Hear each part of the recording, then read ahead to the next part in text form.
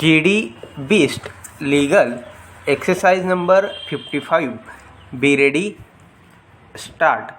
This court, in a long line of cases, has given wider meaning to the word concerned in the context of sexual offences as explained in various judicial dictionaries. A woman who is victim of sexual assault is not an accomplice to the crime. Her evidence cannot be tested with suspension as that of a accomplice. As a matter of fact, the evidence of the prosecutrix is similar to the evidence of an injured complainant or witness.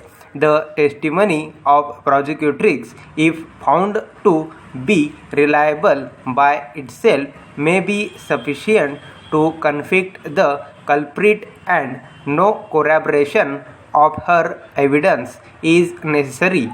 In prosecutions of rape, the law does not require corroboration.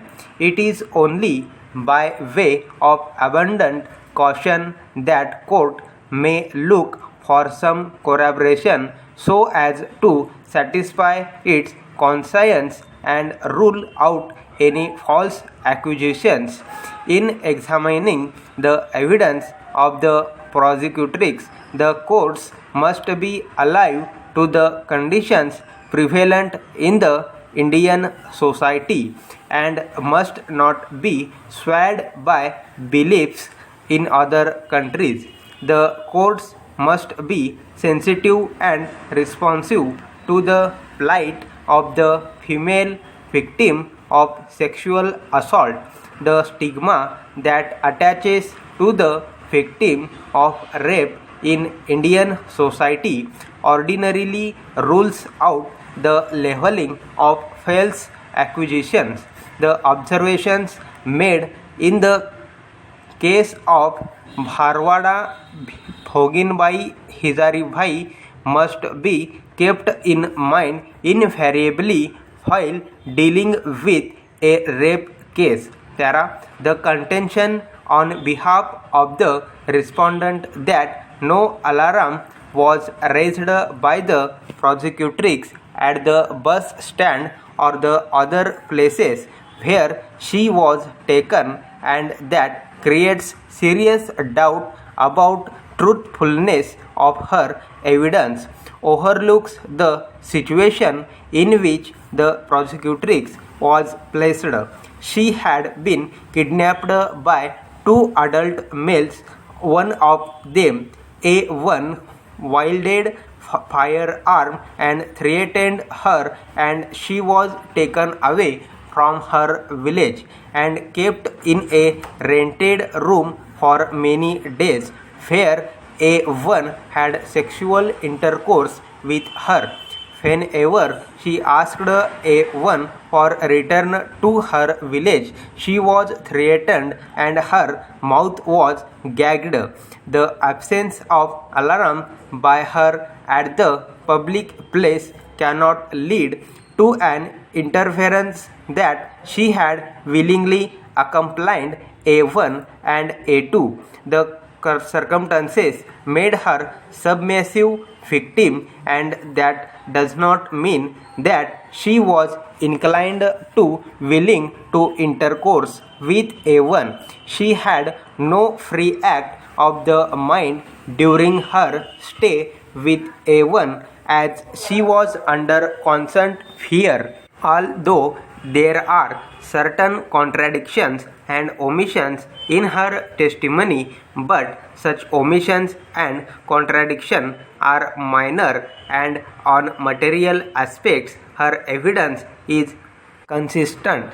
The prosecutrix being illiterate and rustic young woman, some contradictions and omissions are natural, as her recollection, observance, memory, and narration of chain of events may not be precise, except the bland statement of A1 under section 313 CRPC that he has been falsely implicated due to enmity. Nothing has been brought on record that may probabilize that the prosecutrix had motive to falsely implicate him. The circumstances even do not remotely suggest that the prosecutrix would put her reputation and chastity at stake for the reason stated by A1 under section 313 CRPC that a case was pending between A1 and 1SR. The evidence of the prosecutrix is reliable and has rightly been acted upon by the trial court. Para. Although the lady doctor PW5 did not find any injury on the external or internal part of body, the prosecutrix and opined that the prosecutrix was habitual to sexual intercourse, but that does not make the testimony of the prosecutrix unreliable. The fact of the matter is that the prosecutrix was recovered almost after 3 weeks. Obviously, the sign of forcible intercourse would not persist for that long period. It is wrong to assume that in all cases of intercourse with the woman against will or without consent, there would be some injury on the external or internal part of the victim. The prosecutrix has clearly deposed that she was not in a position to put up any struggle as she was taken away from her village by 2 adult males.